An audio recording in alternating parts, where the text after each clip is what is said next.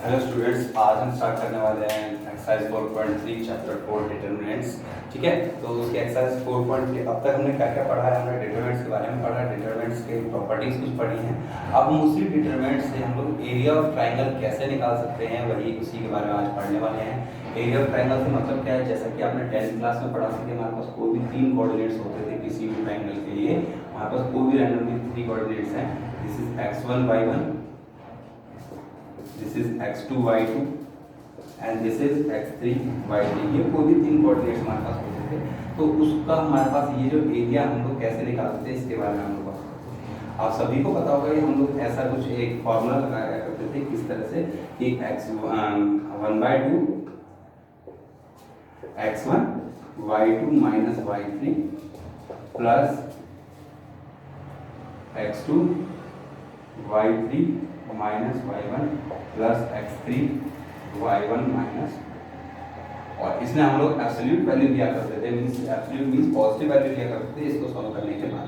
Right, अब ये आया कहाँ से इसके बारे में हम लोग बात करते हैं। ये हम लोग ने जो पढ़ा है वो इस तरीके से कि हम लोग इसका डिटरमिनेंट निकालते हैं किस तरीके से कि पहले हमारे पास जो 2 कोऑर्डिनेट हैं, 3 कोऑर्डिनेट है, उनको लिखेंगे कॉलम वाइज, या आप लोग रो वाइज भी लिख सकते हैं, कोई प्रॉब्लम नहीं है उसमें। ठीक है, x2 y2 x3 y3।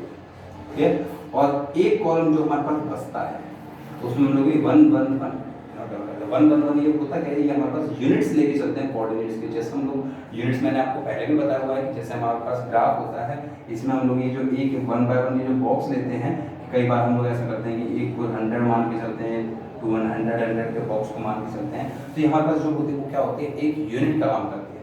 तो यही हमने 1 1 1 क्या लिया है, एक यूनिट ली है। क्यों? क्योंकि हम लोग कोऑर्डिनेट्स में बात कर रहे हैं, 1 2 3 में ही बात कर रहे हैं, तो हमने 1 1 1 यूनिट लिया है। क्लियर है? ओके, अगर यहाँ पे वापस जैसे एक बॉक्स को आप 100 मानते हो और उसके हिसाब से कोऑर्डिनेट आप लगा रहे हो, एक बॉक्स 100 मानने के बाद, तो आपको यूनिट यहाँ पर क्लियर है। तो ये हमने वही है, और इसको देखो अब आपने इससे एक्सपेंड कर दीजिए, एक्सपेंड अलोंग C1। बेसिकली ये एक्सपेंड अलोंग C1 का अलोंग, जब आप इसे एक्सपेंड करेंगे तो आप लगा देखिए x1 डिटरमिनेंट निकाल लीजिए, x1 y2 minus y3 plus x2 हमारे पास क्या है, इसमें प्लस x2 है, लेकिन डिटरमिनेंट में हम क्या लेते हैं, माइनस x2 लेते हैं। तो हमारे पास ये क्या था, y1 माइनस y3। तो हमारे पास जब x2 के अलोंग लेंगे तो आप क्या लेंगे, y1 माइनस y3, लेकिन यहाँ पे क्या है, y3 माइनस y1, तो हमने माइनस कॉमन लेके उसे अपोजिट कर दिया। Next x3 y1 minus y3, sorry y1 minus y3। तो ये जो हमारे पास फॉर्मूला है ये इसी डिटरमिनेंट से आता है। तो यही एक सिंपल फॉर्मुलेशन है कि हमारे पास किसी भी अगर ट्रायंगल के 3 कोऑर्डिनेट्स दिए हो तो उससे हम लोग एरिया ऑफ ट्रायंगल निकाल सकते हैं इसी तरीके से। क्लियर है?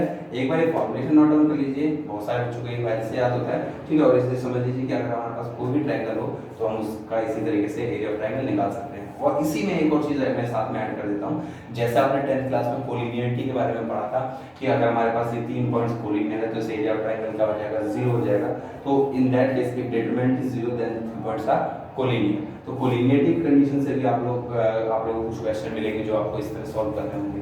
Clear? Not on this question पे हम लोग इसके कुछ क्वेश्चंस ट्राई करते हैं।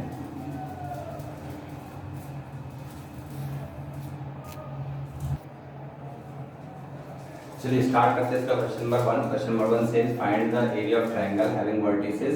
इस 3 हमारे पास ट्रायंगल के वर्टिसेस दिए हुए हैं, उसका एरिया ऑफ ट्रायंगल पूछा हुआ है। तो इसके लिए आपको सिंपल क्या करना है, area of triangle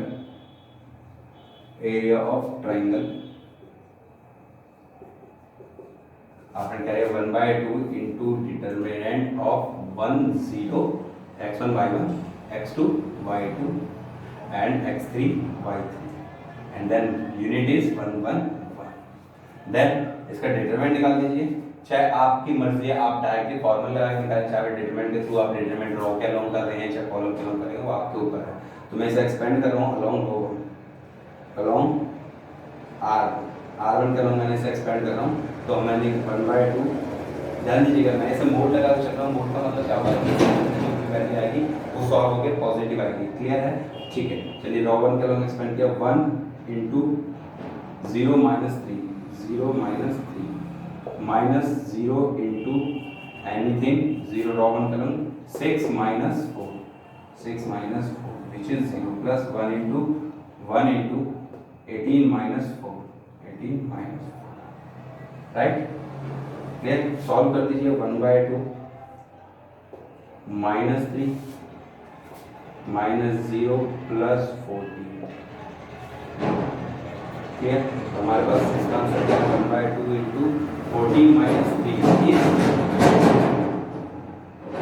this is 11/2 square units. देखिए इसमें हम लोग ना तो मीटर सेंटीमीटर लगा सकते हैं, क्योंकि हमारे पास यहाँ बात किस में हो रही है? कोऑर्डिनेट्स पे हो रही है, और हमारे पास यूनिट के ऊपर डिपेंड करता है कि ये यूनिट हमने क्या लगाई है, 1 यूनिट हमारे पास कितनी है। अगर यूनिट्स में हमारे पास किलोमीटर पहले से दिया होगा तो कि हमने 1 किलोमीटर को 1 यूनिट माना है, तो हमारे पास किलोमीटर में आएगा, सेंटीमीटर माना तो सेंटीमीटर मीटर आएगा, स्क्वायर सेंटीमीटर। ठीक है, तो अगर अभी हमें कुछ नहीं के बना तो हम लोग स्क्वायर यूनिट्स में बात करेंगे। क्लियर है, नोट डाउन दिस, हम आगे करें।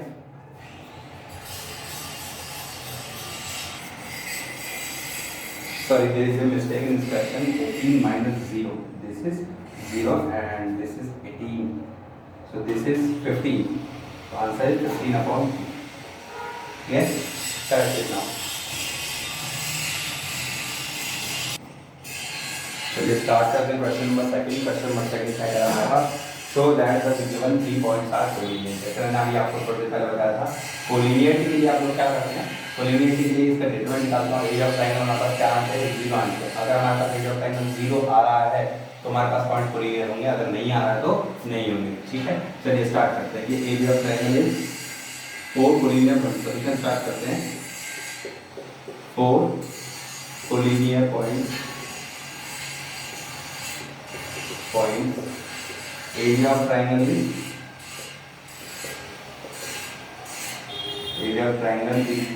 triangle equal to 0. So 1/2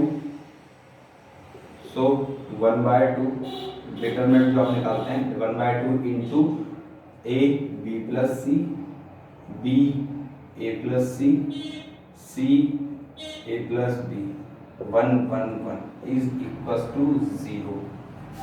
clear है, तो ये हमें शो करना है कि इसका डिटरमिनेंट हमारे पास क्या है? 0 है। क्लियर है, ओके चलिए स्टार्ट करते हैं। इसका डिटरमिनेंट निकाल के देख लेते हैं और चेक करते हैं कि क्या ये 0 आ रहा है या नहीं।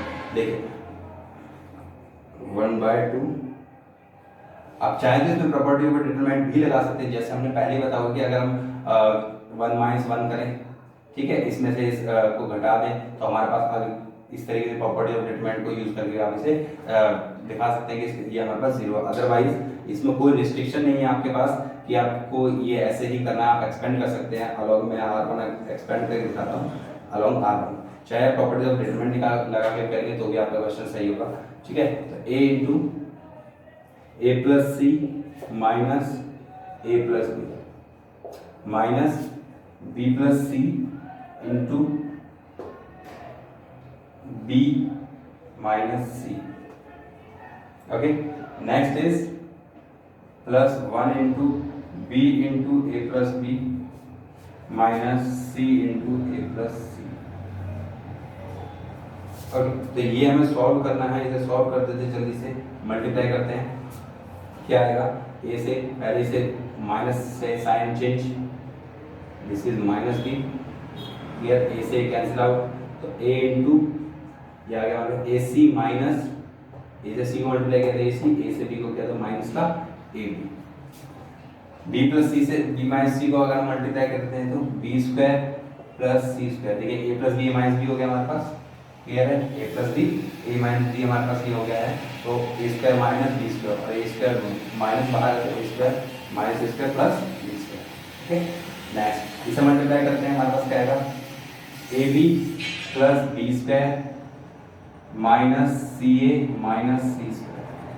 क्लियर है, अब जो हमारे पास कटता है तो काट देते हैं। ac प्लस का ac minus b² + b² minus ab + c² minus this is equals to 0.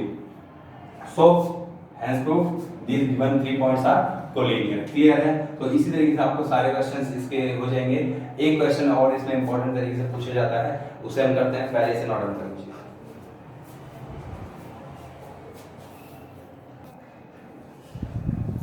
Let's start with the question number 4, the first part, which says find the equation of line joining the points 1, 2 and 3, using determinants। देखिए मैं आपको एक बात बता दूं कि हमें एक लाइन की इक्वेशन बनानी है डिटरमिनेंट्स को यूज करके। ठीक है, लाइन के लिए हमारे पास खास बात क्या है कि हमारे पास लाइन के लिए जितने भी हमारे ये 2 पॉइंट्स हैं और तीसरा अगर हम उसी लाइन का पॉइंट लेते हैं वो क्या होना चाहिए, कोलिनियर होना चाहिए।